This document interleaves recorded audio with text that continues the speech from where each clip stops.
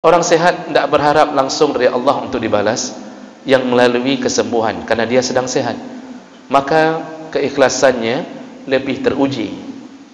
Maka ketika sehat banyak-banyaklah sedekah. Jadi jangan tunggu sakit. Walaupun sakit itu bersedekah, salah satu fadilahnya bisa menyembuhkan sakit, tapi kita ada unsur keterpaksaan memohon sembuh dari Allah. Dan yang lebih dahsyat, Nabi SAW menyebutkan dalam hadis riwayat Ibnu Khuzaimah dan Ibnu Hibban dalam Sahih Ibnu Hibban, kata Rasulullah, "Iza addaita zakata malika faqad qadaita ma 'alaik." Kalau engkau sudah membayar zakatmu, maka engkau telah menyelesaikan tanggungjawabmu di hadapan Allah. Wa man jama'a malan haraman, barang siapa yang mengumpulkan harta haram, summa tasaddaqa minhu, lalu dia bersedekah dengannya. Assalamualaikum warahmatullahi wabarakatuh. Anda rindu mendengarkan kajian-kajian dari ustadz-ustadz kita dari Aceh? Kunjungi channel YouTube Maulizul Akbar NAD. Subscribe, like, share, komen.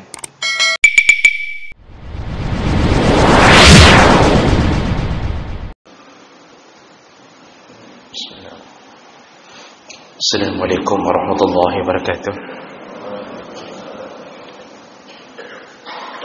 Alhamdulillahi rabbil alamin, hamdan katsiran tayyiban mubarakan fi. Asyhadu an la ilaha illallah wahdahu la syarika lah. Wa asyhadu anna Muhammadan 'abduhu wa rasuluhul karim. Allahumma shalli wa sallim ala nabiyyina wa sayyidina al-Mustafa Muhammadin wa ala alihi wa ashabihi ajma'in. Amma ba'd. Rabbi shrah li sadri wa yassir li amri wahlul 'uqdatam min lisani yafqahu qawli. Segala puji bagi Allah, kemudian salawat dan salam pada Rasulullah, pada keluarga dan seluruh sahabat-sahabatnya. Ya Allah, muliakan insyaallah Bapak Ibu jamaah salat subuh yang telah menembus kegelapan malam untuk mendatangi Allah Subhanahu wa taala. Mudah-mudahan Allah balas dengan surga yang bercahaya insyaallah. Bapak Ibu yang Allah muliakan, kita masih membahas tentang dampak daripada memakan yang haram atau mengkonsumsi harta haram. Dan di pertemuan yang lalu kita sudah bahas bahwa di antara dampak mengkonsumsi makanan yang haram, baik zatnya atau jenis pekerjaannya, lalu memakan gaji yang haram dari pekerjaan tersebut, yaitu doa kita ditolak Allah Subhanahu wa taala. Bukan hanya doa, bahkan ibadah kita pun tertolak di sisi Allah Subhanahu wa taala. Maka yang melakukan haji, umrah, bahkan salat harian, di dalam tubuhnya penuh dengan yang haram dan dia belum bertaubat, apapun yang dia ucapkan dan dia berdoa kepada Allah, semuanya ditolak oleh Allah. Dan ini perlu menjadi renungan yang sangat dalam bagi kita, karena kita bisa jadi bercita-cita masuk surga, padahal surga semakin menjauh dari kita karena aliran darah kita ada yang haram yang belum kita sesali dan kita belum bertaubat dari perbuatan tersebut. Maka berhati-hatilah. Baik, kita lanjutkan jawab dengan Allah. Berikutnya, dampak dari yang haram berikutnya yaitu sedekah kita ditolak oleh Allah. Bahkan sedekah itu bukan menuai pahala, tapi menuai dosa. Jadi setelah ibadah ditolak Allah, doa tidak diterima Allah, lalu ditambah lagi hukuman oleh Allah sebagai kebenciannya terhadap perbuatan makan haram, apapun yang kita sedekahkan dari harta yang kita dapatkan dari yang haram tersebut, maka sedekah itu ditolak Allah. Dan bahkan bukan hanya ditolak, tetapi menjadi dosa. Jemaah rakan Allah, sedekah itu salah satu cara yang paling mudah untuk masuk surga. Bahkan Allah sediakan satu pintu di surga yang bernama Babus Sadaqah, yaitu pintu sedekah. diperuntukkan bagi mereka yang beramal saleh dan dominannya adalah sedekah. Allah tahu kita hamba yang lemah. Allah tahu bahwa kita hamba yang hina dan dina. Tidak ada daya, tidak ada upaya untuk membuka pintu surga kecuali dengan izin Allah Subhanahu wa taala. Lalu Allah kuatkan kaki kita menuju ke tempat-tempat ibadah. Allah bangunkan kita di pagi hari. Allah izinkan kita salat 2 rakaat di tengah malam. Dan itu semua kalau bukan karena bantuan Allah, maka sungguh kita tidak mampu melakukannya. Kita bukan nabi. Kita bukan orang yang dimaksumkan Allah. Maka hidup ini kadang-kadang penuh perjuangan untuk mencapai pintu surga. Dan Allah tahu kita tidak mungkin mengumpulkan semua pundi-pundi amal. Tidak mungkin. Maka kadang ada orang yang kadang-kadang mampu ibadah yang bentuknya salat sunnah, tapi tidak mampu untuk berpuasa di siang hari. Ada orang yang sanggup puasa di siang hari, tidak mampu bangun di malam hari. Ada orang yang kadang-kadang kedua-duanya pun tak mampu. Salat duha tidak sempat, tahajud tidak terbangun. Kemudian di pagi hari tidak sanggup melakukan tambahan puasa sunnah Senin Kamis, Ayyamul Bid, tambahan hari-hari yang sunnah, tidak sanggup.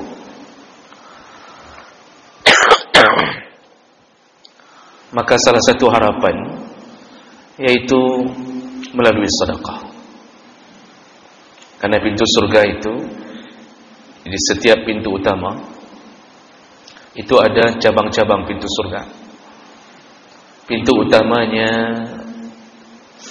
yang kita dengarkan dalam Al-Quran, Jannatul Na'im, Jannatul Ma'wa, Jannatul Firdaus, macam kita dengarkan dalam Al-Quran, termasuk Jannatul Aden.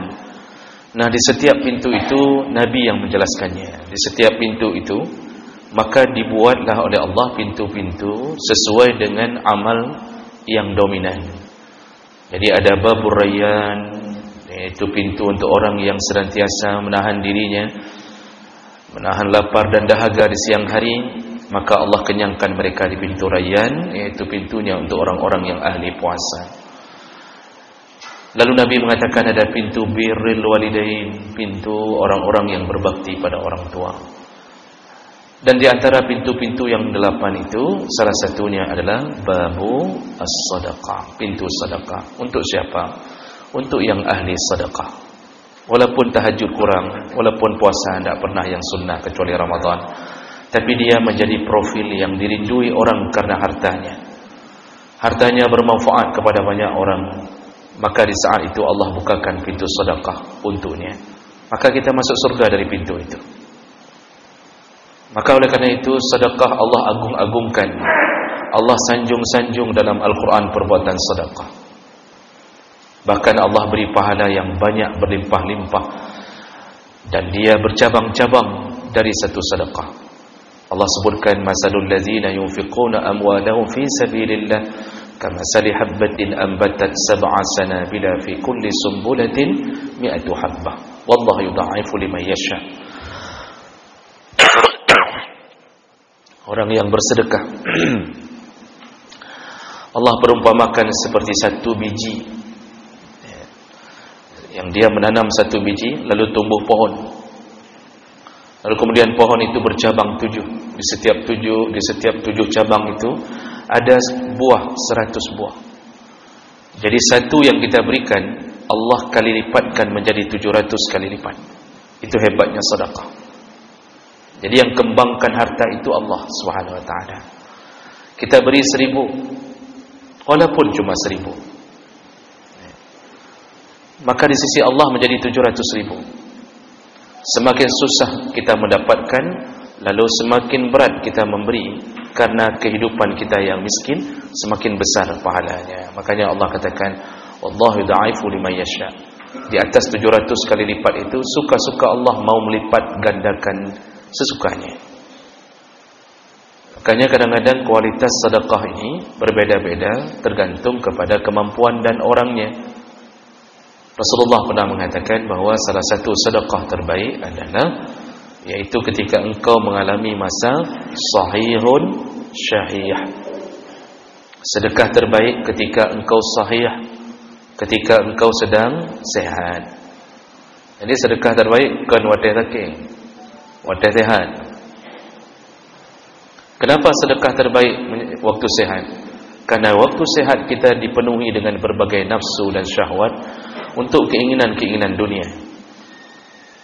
Jadi kita diperangi oleh nafsu kita agar tidak banyak sedekah. Kita ingin diluapkan oleh nafsu untuk habiskan harta memenuhi nafsu itu. Kita kalau punya uang, keinginan nafsu kita itu membeli berbagai macam kebutuhan yang kita rasa menyenangkan hidup kita. Kita bahkan akan membeli kursi untuk mengurut badan kita. Yang mungkin kursi itu mencapai 3 juta, 4 juta. Lalu kita duduk, lalu kursi itu bergetar-getar, kamangat badan. Nyenput juta. Itu nafsu kita. Kalau kita suruh urut sama seseorang kakek tua saja, dia urut 2 jam cuma tertidur dia. Maka karena lepeng, karena banyak uang, kita mulai berfikir beli kursi elektrik, lalu kita akan membeli ini, beli itu, beli TV 100 inci, lalu untuk anak kita sediakan semua PS 1, 2, 3, 4. Jadi kulkas pun tak boleh yang 2 pintu, harus yang 5 pintu, yang bisa masuk kita dan istri sekaligus di dalamnya. Jadi nafsu kita waktu sehat membara. Di saat itulah kita memangkas, memotong semua nafsu itu dengan keinginan sedekah. Ketika orang yang sudah dipenuhi imannya dengan sedekah, maka dia berbisik di hatinya, untuk apa kursi itu?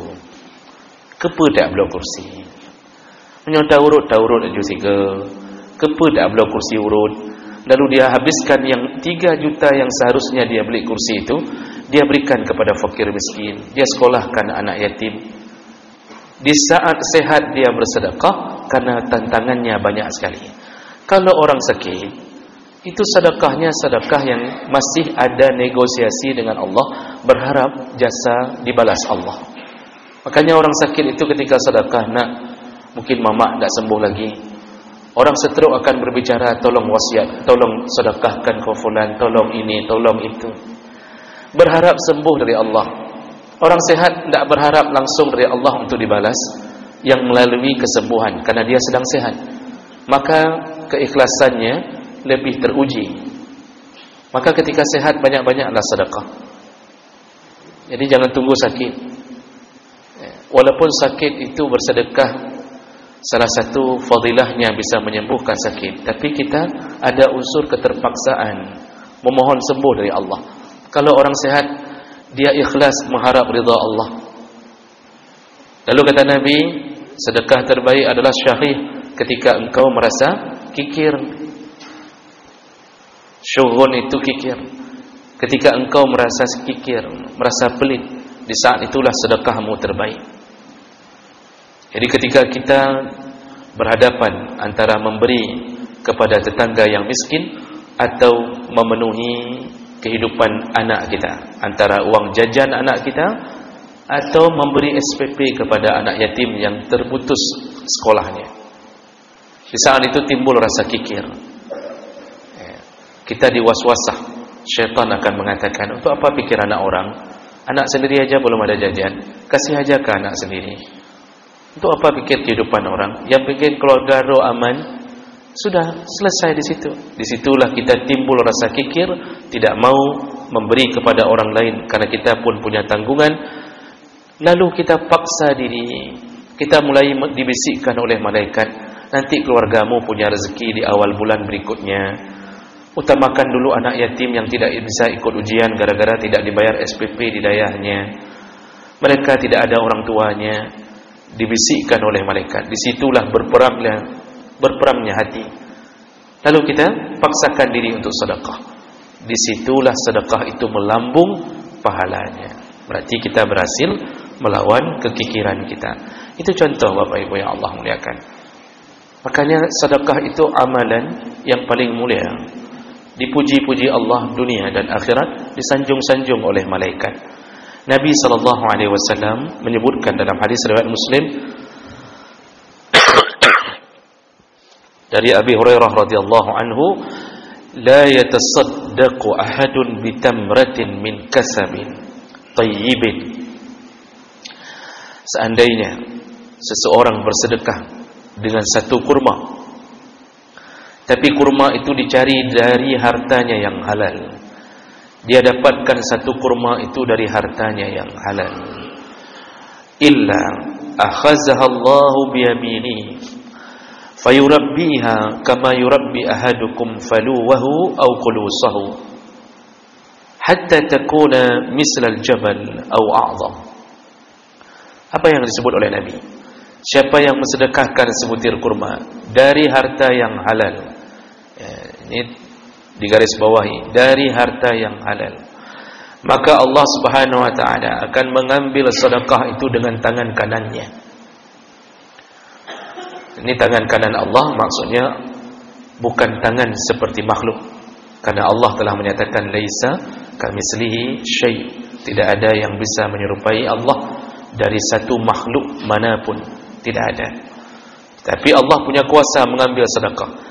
Disebut Nabi dengan tangan kanan, menunjukkan Allah mengambil dengan gembira. Walaupun sebutir kurma, Allah ambil dengan kegembiraannya, dengan keridhaannya.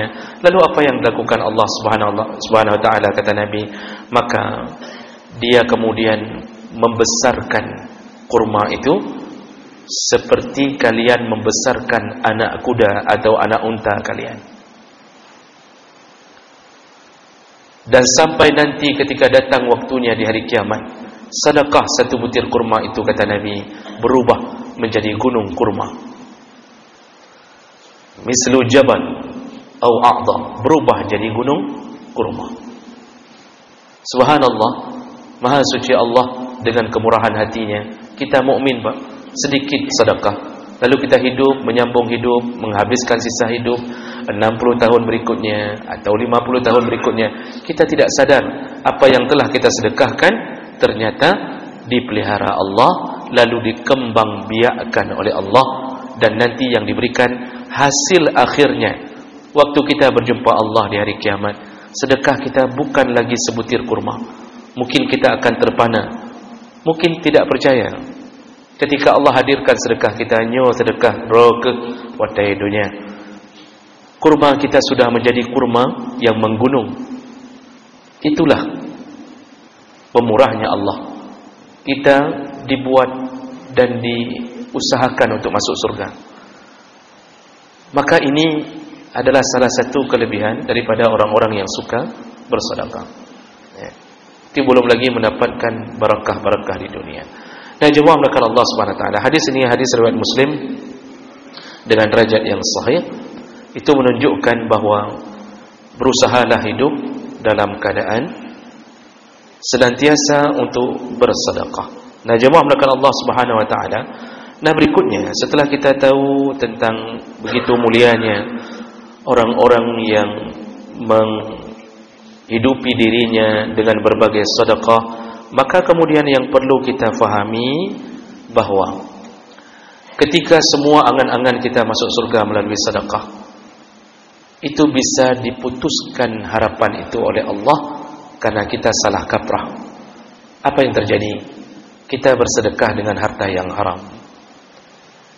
Setelah kita sedekah dengan harta yang haram, lalu kita memimpikan surga.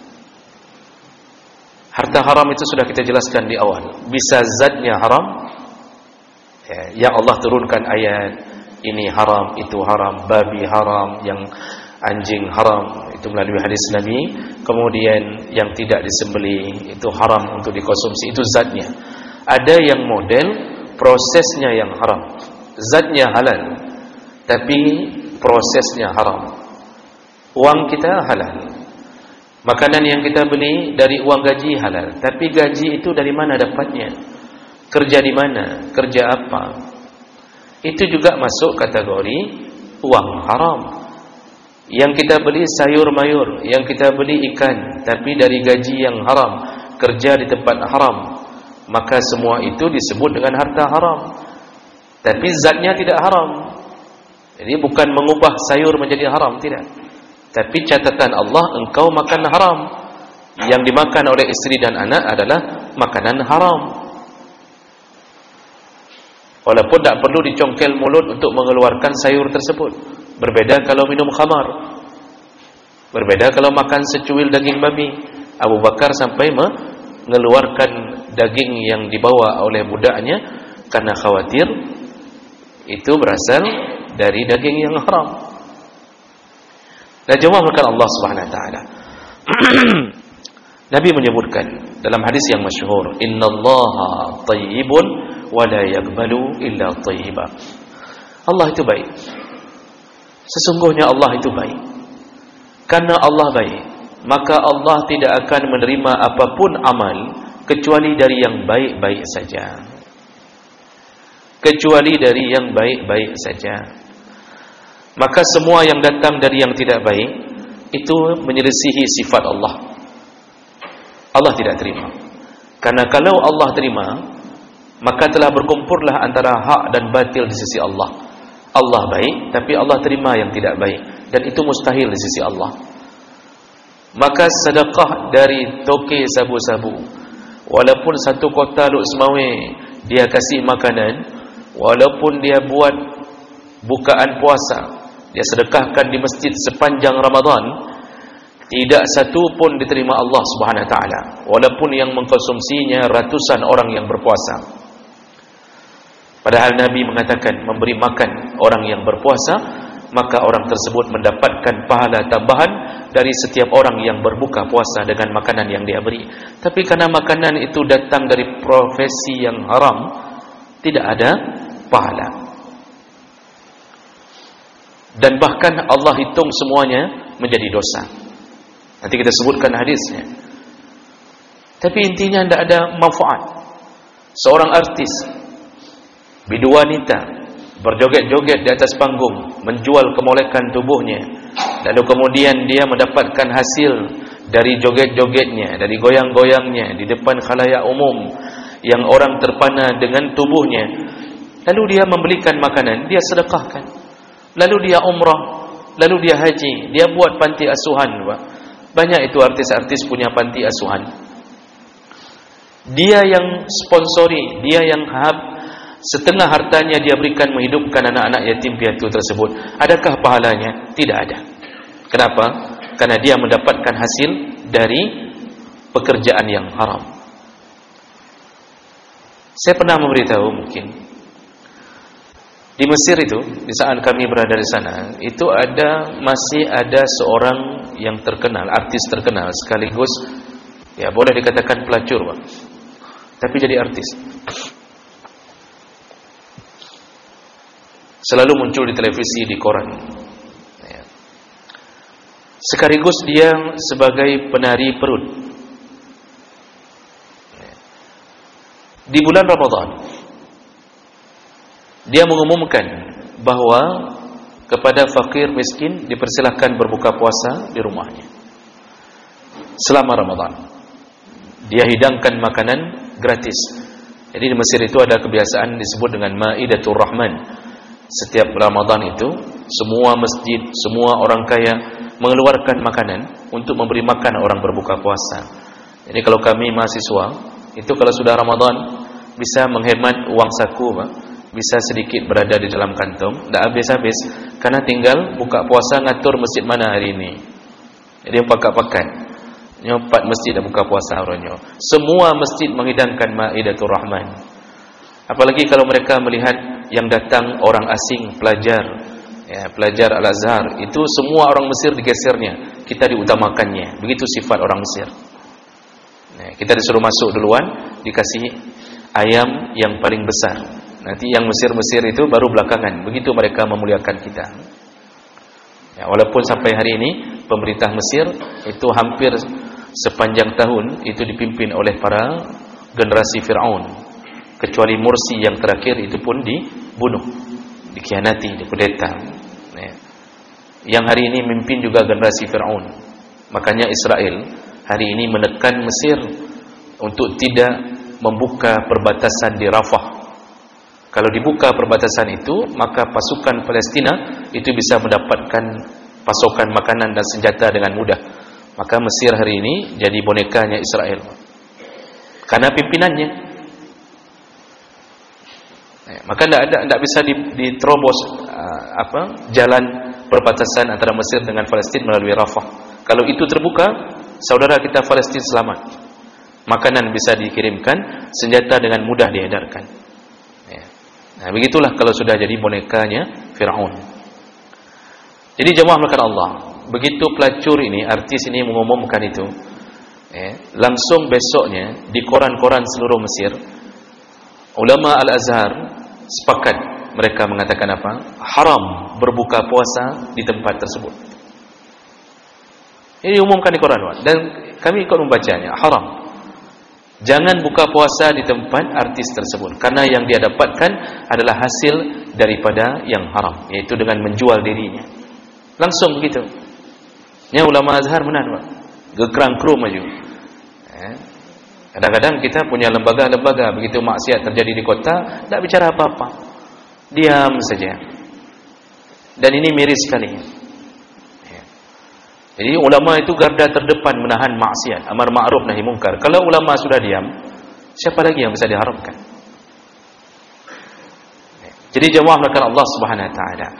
Jadi Allah itu baik, tidak akan terima yang dari kecuali yang baik-baik. Lalu kemudian dibantu dengan hadis Nabi riwayat Muslim, la yaqbalullah salatan bighairi tahur wala sadaqatan min hulul. Allah tidak akan terima salat tanpa wudu. Juga Allah tidak akan terima sedekah dari harta yang hulul. Harta hulul, harta khianat, tidak akan terima. Hulul itu khianat dalam pekerjaan, korupsi, lalu sedekah, tidak terima. Umrah dari harta, tidak masuk kantor, ambil gaji buta, tidak diterima. Naik haji juga begitu, tidak akan mabrur. Mati itu mabrur. Semua yang kita ambil dari fasilitas kantor, tapi kita tidak pernah masuk kantor, hanya datang untuk fingerprint. Lalu kemudian kita punya kantor di kebun sawit, kebun durian, lepak-pak kantor-kantornya. Untuk sebut dah balik dah kantor. Sore balik lagi hanya untuk fingerprint penutup kehadiran. Cok gaji penuh, enggak pernah hadir, enggak pernah lakukan tugas, enggak pernah ngajar, enggak pernah buat apapun. Itu harta hulul. Lalu dengan harta itulah nyokale peng. Dari kebun ada wang, dari gaji total tersimpan. Lalu kita melakukan ibadah dengannya. Salah satunya sedekah, tidak akan diterima Allah Subhanahu wa taala. Dan yang lebih dahsyat, Nabi sallallahu alaihi wasallam menyebutkan dalam hadis riwayat Ibnu Khuzaimah dan Ibnu Hibban dalam sahih Ibnu Hibban, kata Rasulullah, "Iza addaita zakata malika faqad qadaita ma 'alaik." Kalau engkau sudah membayar zakatmu, maka engkau telah menyelesaikan tanggungjawabmu di hadapan Allah. Wa man jama'a malan haraman, barang siapa yang mengumpulkan harta haram, summa tasaddaqa minhu, lalu dia bersedekah dengannya, lam yakun lahu fihi ajrun, tidak akan ada pahala untuk mereka, yaitu yang memakan, yang mengumpulkan harta haram lalu bersedekah, tidak ada pahala. Wa kana isruhu alaihi, bahkan dia mendapatkan dosa. Dosa dari sedekah jadi dosa, kan aneh, Pak. Sedekah itu bersihkan hati berbuat baik, tapi Masya Allah kebaikan kita dipupuskan Allah, malah dijadikan dosa. Jadi kalau sedekah 1 juta, 1 juta dianggap dosa semua oleh Allah Subhanahu wa taala. Kenapa bisa begitu jemaah melakukan Allah? Dengan sedekah dari harta haram, kita ini sedang melecehkan Allah. Kita ingin mengatakan Allah itu terima yang halal juga terima yang haram. Maka perbuatan menghina Allah ini dihukumi Allah bahwa yang disedekahkan dari harta haram engkau dapat dosa. Allah tidak seperti yang engkau pikirkan, seakan-akan begitu kata Allah. Kalau kita apa? Kita kadang-kadang jadi orang baik, atau kita digelar dengan ustaz, dengku kadang-kadang, atau dikenallah sebagai orang yang saleh. Kitanya kadang-kadang tak kumpul antara hak dan batil. Yang halal dah terima, yang haram pi tak cukai si bacun. Kalau kita pimpinan pesantren contohnya, lalu kemudian ada orang yang memberikan amplop sekaligus nomor anaknya untuk bisa lulus. Nyompat napeng bacun ustaz. Jadi tolonglah anak saya, ini nomornya. Jadi di awal sudah mulai menyogok, lulus tidak lulus dia mau dengan uang ini diluluskan. Kita terima, kita kumpulkan halal dan haram, itu manusia. Allah tidak. Allah tidak. Allah tidak akan kumpulkan yang hak dengan yang batil. Maka yang berani menghina Allah dengan memberikan sedekah kepada Allah dengan harta haram, Allah buat dia bertambah-tambah dosanya sejumlah harta yang dia berikan. Itulah efek dampak daripada makan haram. Maka jangan sampai apa yang kita usahakan tidak bernilai di akhirat nanti. Oleh karena itu jemaah melakukan Allah, berhati-hatilah dengan perbuatan yang haram ini, dan berhati-hatilah seandainya cita-cita kita tidak sesuai dengan apa yang kita harapkan. Mudah-mudahan bermanfaat. Subhanakallahumma bihamdik, asyhadu an la ilaha illa anta, astaghfiruka wa atubu ilaik. Wassalamualaikum warahmatullahi wabarakatuh.